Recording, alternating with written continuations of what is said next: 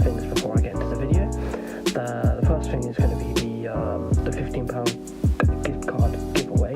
It's going to be running in this video as well.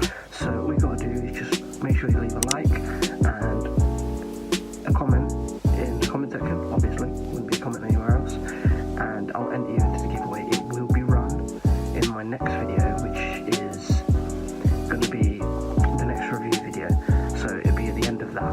That's where I'm going to run the giveaway. Okay. Second thing is I apologise for missing the review for Cardiff. I was out, so I didn't actually get to watch any of the game. I was out having a meal with the family, so didn't get to do that. And I'm kind of glad. I heard we were awful, but yeah, so probably not much to say on that. But today we have got the video we've all been waiting for, or I've been waiting for. Very, very excited for. We've got dream signing, best signing, and worst signing. Cannot wait to get into this. We've got some amazing lads in the video. We've got Paddy, also known as Shirka. Sorry about that, it was just going to be in two parts. Where was he? So we've got some amazing lads in this video. We have Paddy, also known as Shirka or Revelation. Okay. We also have the big man Reap Dog himself, or REAPERZz, and the biggest of them all, Mr. MeelayyB. All their channel links will be in the description if you don't know who they are. Amazing friends of mine. Love each and every one of them. So let's get into it. So as a Bournemouth fan, I'm going to start with my worst signing. Worst signing in the last 20 years, I'm going to go with Tequila Ranty. He was a striker back for us when we were in the Championship and in League One. Honestly, probably one of the worst players I've ever seen. He was so bad. He scored about 4 or 5 goals a season. Just really wasn't good enough for us. Obviously replaced him with Callum Wilson, and look where we are now. Best signing. I found this a difficult choice. The first one I wanted to go with was Callum Wilson, because obviously he's been amazing at strike, playing for England, everything. But the one I've decided to go with is Ryan Fraser, purely on what we paid for him and what he's done. So we paid, believe it or not, from Aberdeen in I think 2012 or 2013. Correct me if I'm wrong in the comments. But we paid 400,000 for him. That's it, 400,000 for now. What I believe to be the second greatest winger in the Premier League. I mean, cannot go wrong. 400,000. Like, that's crazy. That's honestly crazy. 400,000. Imagine the scenes. That 400,000. And our dream signing. Again, it's torn between two. Obviously, if I could go anywhere and say absolutely anyone, I'd say a player like Paulo Dybala. I'd love to see Dybala play for Bournemouth, just because the way he's so like, he could pick out a pass just like that, like on a pin, turn, find space, pass it over to Wilson, goal, done. Or obviously that's kind of not so realistic. But if we were talking realism, I'd look at a player like Decore from Watford. Again, strong defensive player. Could kind of go next to Lerma in maybe a 4-2-3-1 kind of formation with wide wingers. Because obviously, like wide wingers have Decore and Lerma behind.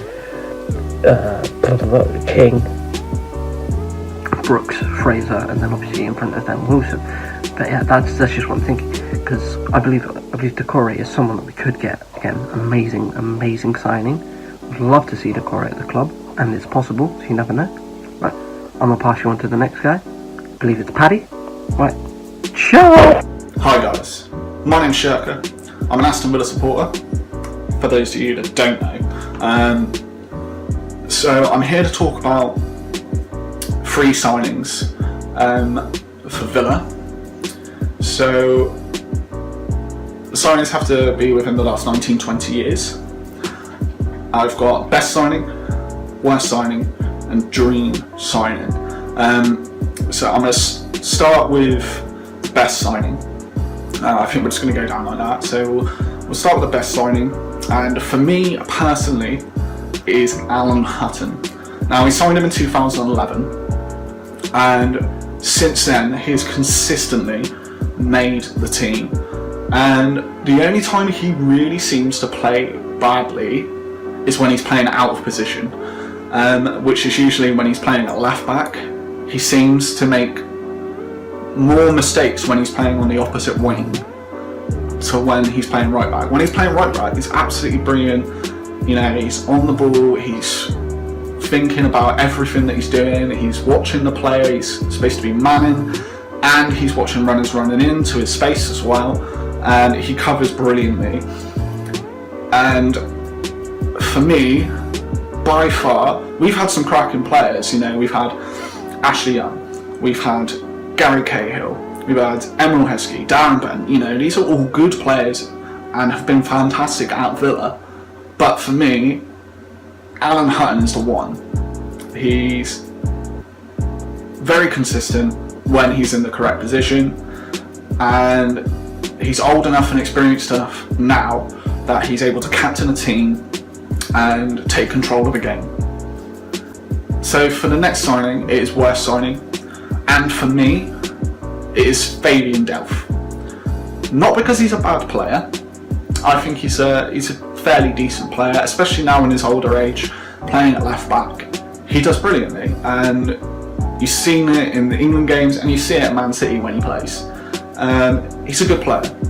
For me, it is because, and some people will see this as really petty, but he said, while Villa was still in the Prem 3 seasons ago, that he wasn't going to leave Villa, and that he was staying at Villa and he was staying as captain, and he was going to change the team, and he was going to make sure that Villa stayed up in the Premiership. That did not happen whatsoever. Literally 2 days later, he was seen in Man City, he was seen at their medical centre, and he came out and didn't even say anything. So for me, that is one of the worst things you can do to any team. Any team, you can't, you know, give your team your loyalty and then literally 2 days later just throw it away because someone offered you a bigger contract, more money, and offers you all this playtime that you were apparently going to get, which never happened until now, until he's had to fill in the places that he's needed. I find that very disrespectful, and for me, that is why he is the worst signing. So we've come on to dream signing now. I spoke to the real Shaney about this, and I had a very big issue with being able to decide between two players that I wanted as a dream signing for Villa. I've kept it realistic. You know, I'm not going to be like, oh, we should get Ronaldo, or we should get Messi, or, you know, get Pogba. You know, it's just unrealistic. So I like to keep things realistic. I'm a bit of a realist, so I'm going to go with one person that is not currently at Villa. I'm going to go with another player that is currently at Villa on loan. Notice, on loan, right? And I want to keep this player. For a few people, you're already going to know who I'm going to say to keep for Villa, but we're going to go with the player that's out of Villa at the moment. And for me, it is Hudson-Odoi. Now, he has proven himself in the Premier League. He's very prolific. He's very pacey, and he's goal hungry, and that's exactly what Villa want from their forwards, and it's what we need. It is literally what we need. We need goal hungry forwards that want to play, that want to score goals, and want to play as a team and not be an individual player, because we've had that in the past. It doesn't work if you're going to play as an individual and not part of a team. It doesn't fit Villa's play style at all.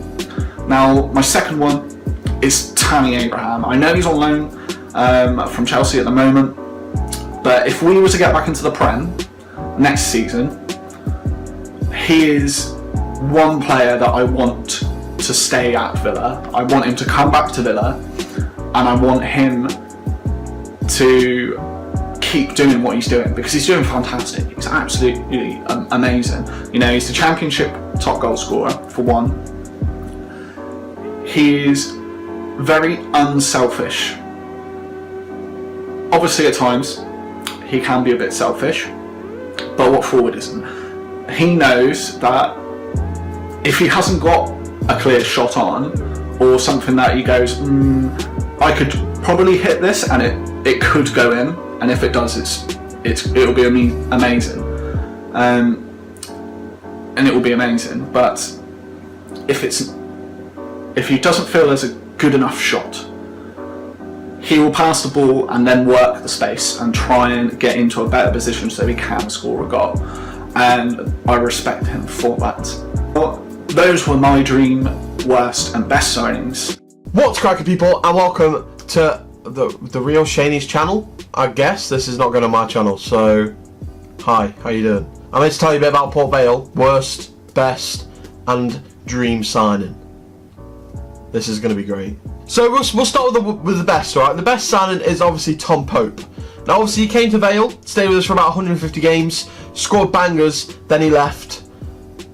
Hashtag sellout. He left for Bury, however he did come back. He came back for us in the League 2. And he's still smashing goals in today. This man is 34... Wait, how old is Tom Pope? 33 years old. And he's still smashing goals in for Vale. Now that's life goals right there. As far as worst signing, I won't really say we've had one. Obviously, because we're in League 2, players seem to come in and then go. But that's just like the nature of being a lower league club. You can't really do a lot about that. But I wouldn't really say we've had a bad signing. So I'm going to like kind of skip that question. Now the dream signing. Does this mean we can sign anyone? Like, I don't really know what Kieran wants me to say for this one. Are we allowed to like sign anyone, or does it have to be someone that can actually like be obtainable?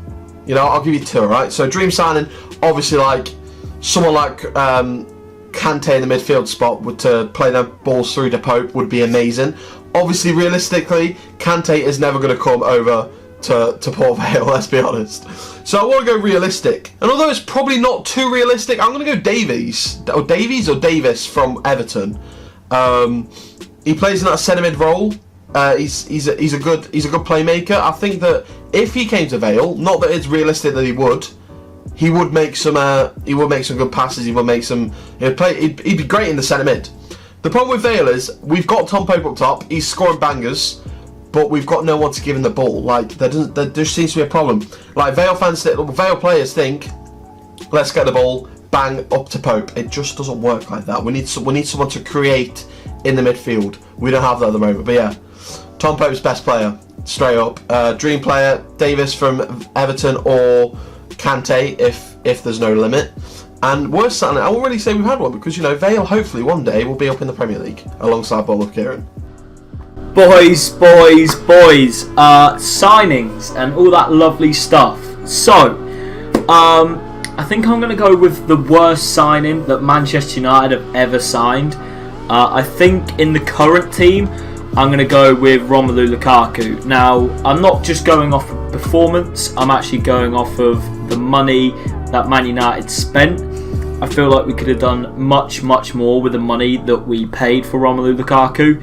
So that's my worst signing. Like, I just think with the current team that United has, as I'm recording this video, I just think that, you know, Marcus Rashford is performing as a top Premier League striker. So I don't think Romelu Lukaku's going to play much to the rest of the season, and it wouldn't surprise me to see him go. Best signing in the Manchester United squad has to be Paul Pogba for me. Under Mourinho, he didn't play football whatsoever, and under Ole Gunnar Solskjaer, it proved himself that he is a fantastic player, and he reminds me of two players put together. We're looking at like your Ronaldos that can score goals, that has skills, that has dribble, that can literally just do everything coming attacking. But then he also reminds me of like Michael Ballack. He's got that defensive ability about him. So that's one of the reasons why I think he's like one of United's best signings. Just because if you look at the Manchester United squad, you can literally put him anywhere. You can put him right centre mid, you can put him centre defensive mid, you can put him just behind the striker. So that's one of the reasons why I think Paul Pogba was Manchester United's best signing. And then a dream signing, I would love to see CR7 come back to United, but I don't think he ever would. So I'm actually going to pick two. I'm actually going to go with Ronaldo, but I don't think he will, because obviously he's just done his he's at Juventus. And then actually, just a random sort of put it out there player.